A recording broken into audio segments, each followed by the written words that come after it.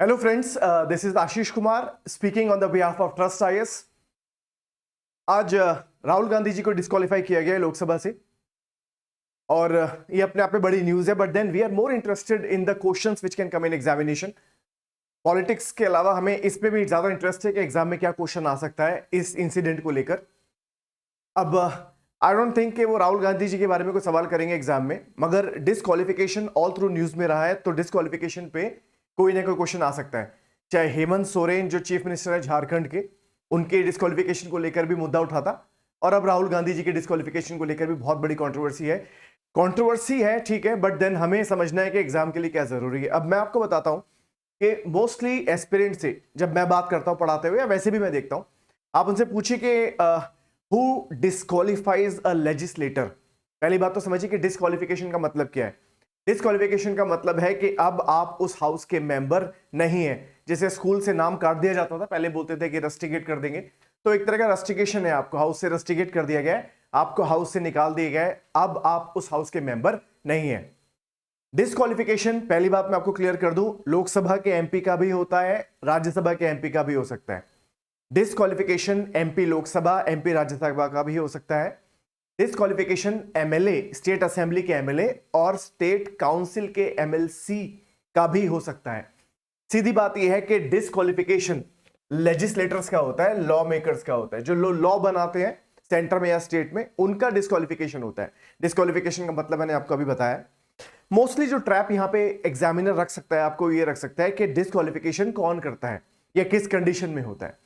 Mostly जब भी पूछा जाता है बच्चों से कि अगर एक लेजिस्लेटर है, एमपी है या एमएलए है या एमएलसी है, तो उसको डिस्क्वालीफाई कौन करता है, तो वो छूटते स्पीकर बोलते हैं. स्पीकर एक इंस्टिंक्ट है कि स्पीकर बोलना है उनको, जबकि ऐसा है नहीं. मैं आपको क्लियर कर दूं कि एमपी का डिस्क्वालिफिकेशन, जिस भी हाउस के वो मेंबर है, एमपी का डिस्क्वालिफिकेशन कॉन्स्टिट्यूशन में डिस्कस किया गया है, और वो डिस्कस किया गया है आर्टिकल 102 में. आर्टिकल 102 में ये बताया गया है कि एमपी को कैसे डिस्क्वालीफाई करते हैं, कब डिस्क्वालीफाई कर सकते हैं.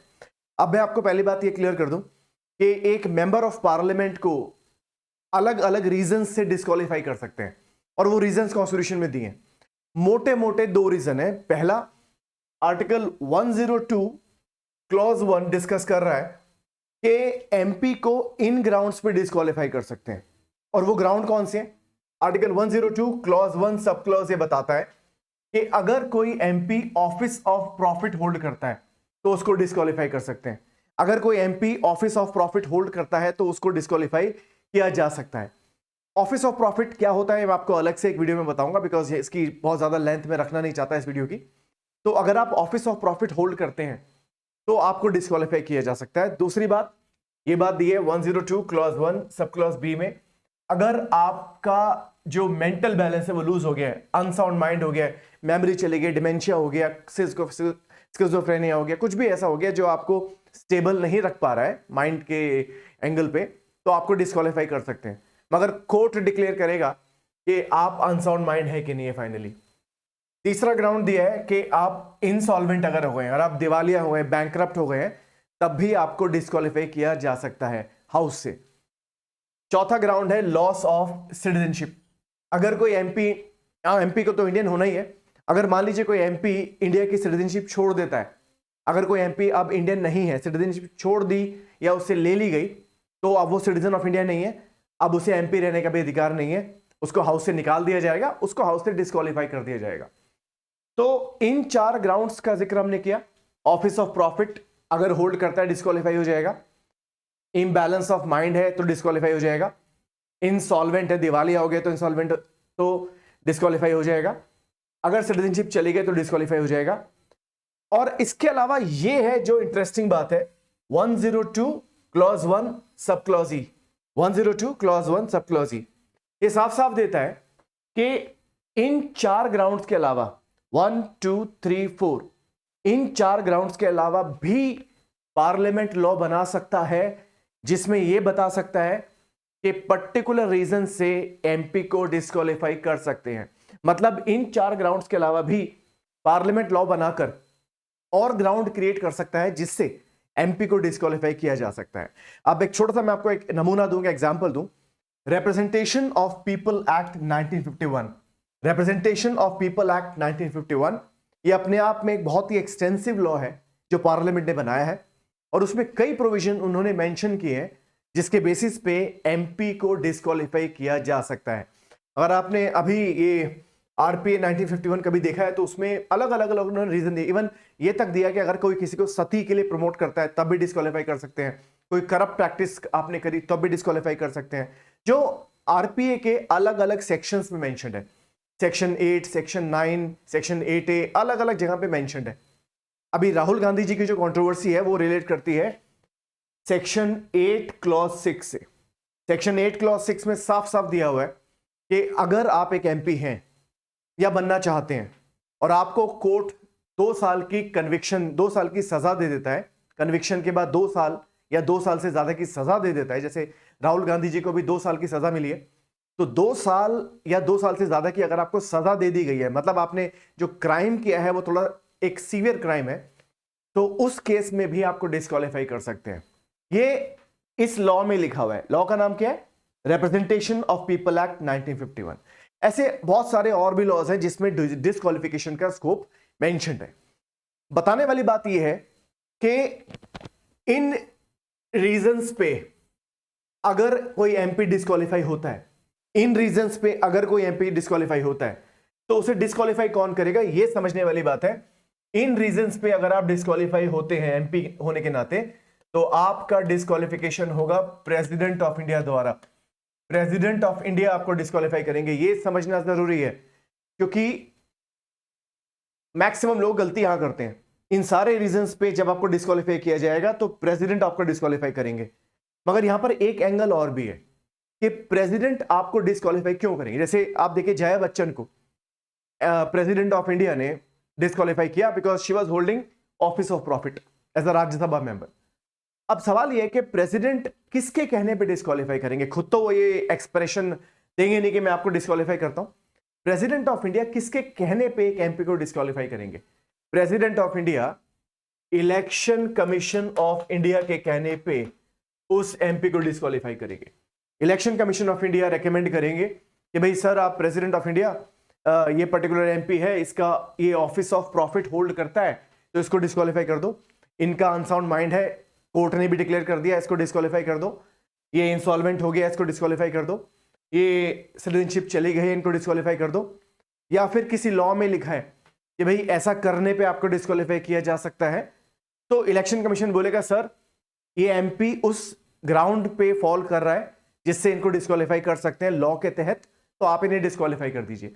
यहां पे प्रेसिडेंट डिस्क्वालीफाई करेंगे इलेक्शन कमीशन ऑफ इंडिया के कहने पे। और यह भी बात समझने वाली है कि ये रिकमेंडेशन बाइंडिंग है, ये रिकमेंडेशन प्रेसिडेंट ऑफ इंडिया के ऊपर एक तरीके से बाइंडिंग है, क्योंकि ये बात कॉन्स्टिट्यूशन ने ही क्लियर कर दी है। अब ये था ये ग्राउंड्स पे जब एक एमपी को डिस्क्वालीफाई करेंगे president election commission of India के कहने पे।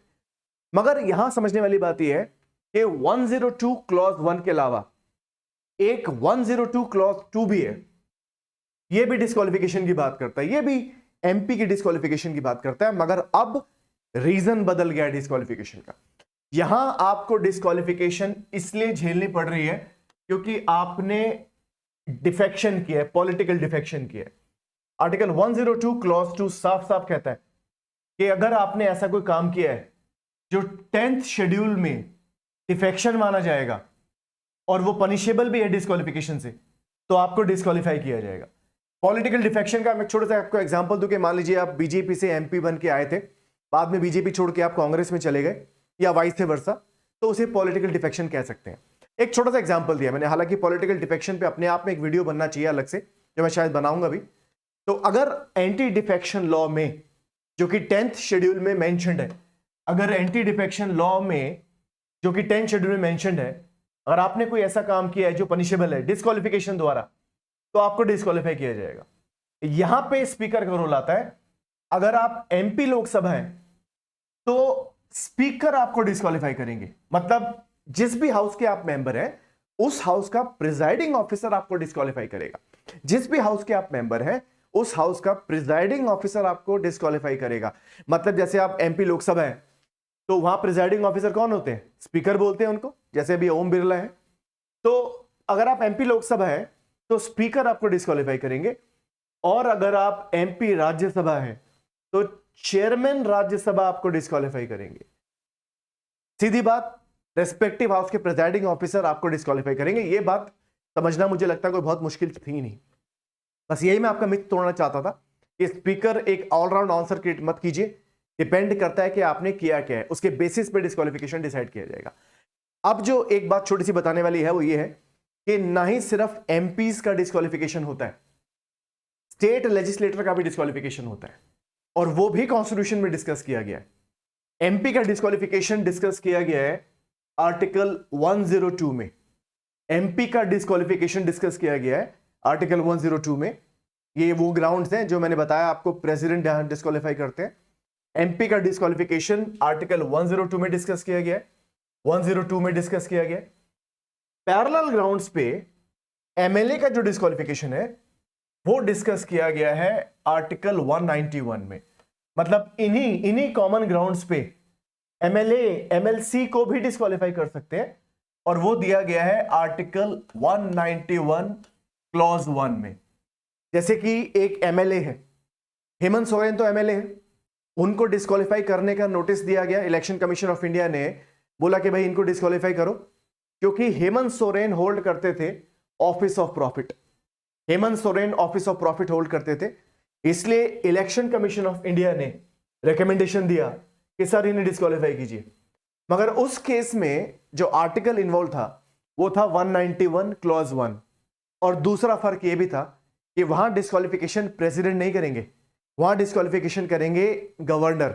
जो काम सेंटर में प्रेसिडेंट कर रहे हैं वो स्टेट में गवर्नर कर रहे हैं। तो यहां अगर डिस्क्वालिफिकेशन एमपी का डिस्क्वालिफिकेशन प्रेसिडेंट करेंगे तो स्टेट लेवल पे जो डिस्क्वालिफिकेशन है इन ग्राउंड्स पे वो कौन करेगा? वो करेगा गवर्नर। मगर वहां पर भी वही बात लगेगी, इलेक्शन कमीशन ऑफ इंडिया के कहने पर ही वो करेंगे, और वो एडवाइस बाइंडिंग है। मगर ये भी है कि उसमें वो दिन मेंशन नहीं किए कि आपके पास जब रिकमेंडेशन आई है तो आपको कितने दिन में उन्हें डिस्क्वालीफाई करना है। इसलिए कहीं ना कहीं एक स्कोप बन जाता है गवर्नर के डिस्क्रिप्शन का कि वो कब डिस्क्वालीफाई करेंगे। एक बात और, स्टेट लेवल पर भी एमएलए एमएलसी, भाई नेता होने के नाते ऐसा हो सकता है कि आप पार्टी बदल लें, तो पॉलिटिकल डिफेक्शन स्टेट में भी होता है, बहुत ज्यादा भी होता है बल्कि। तो पॉलिटिकल डिफेक्शन स्टेट में भी होता है, उसको भी पनिशेबल बनाया गया है कुछ कंडीशन में। तो एंटी डिफेक्शन लॉ जो 10th शेड्यूल में मेंशन्ड है वो स्टेट लेजिस्लेटर पर भी लगता है, एमएलए एमएलसी पर भी लगता है। और वहां पर एंटी डिफेक्शन लॉ में अगर एक एमएलए एमएलसी डिस्क्वालीफाई होते हैं तो वहां पर जो आर्टिकल लगेगा वो है 191 क्लॉज 2। याद रखना कोई मुश्किल नहीं है। देखिए यूपीएससी इस तरह के आर्टिकल जनरली पूछता नहीं है, मगर पूछ भी सकता है। पीसीएस में इस तरह की क्वेश्चंस आते हैं, या बैंक पीओ आरबीआई में इस तरह के क्वेश्चन आते हैं। तो ये बड़ा कॉरस्पॉन्डिंग है, इसलिए मुश्किल नहीं, याद रखना। 102 clause 1, 102 clause 2, 191 clause 1, 191 clause 2। President of India, presiding officer, governor, presiding officer. तो अगर आप एक एमएलए हैं तो जो असेंबली के स्पीकर है वो आपको डिस्क्वालीफाई करेंगे अगर एंटी डिफेक्शन लॉ में डिस्क्वालीफाई करना है तो। मतलब आपने कुछ ऐसा काम किया है जो एंटी डिफेक्शन लॉ में पनिशेबल है, तो स्पीकर आपको डिस्क्वालीफाई करेंगे अगर आप एमएलए हैं। और अगर आप एक एमएलसी हैं तो चेयरमैन ऑफ द हाउस आपको डिस्क्वालीफाई करेंगे। एक बहुत ही इंपॉर्टेंट टॉपिक था जो मुझे काफी टाइम से लग रहा था कि आपके साथ शेयर करूं, क्योंकि अब ये बार बार न्यूज में भी आ रहा है, इसको लेके कंट्रोवर्सीज भी हैं। तो हो सकता है कि in future we may have some more discussion something related to this. Office of profit पे एक वीडियो बनाऊं या फिर एंटी डिफेक्शन लॉ पे एक वीडियो बनाऊं। And if you want particular videos on certain topics you can also tell us in the comment section. And if you feel that the work is worth sharing then you can share the video with your friends also, and you can spread an awareness about the role we are trying to play in your preparation. Thank you so much. Have a good day and good luck to all of you. Do very well in whatever you do in your life. Thank you so much.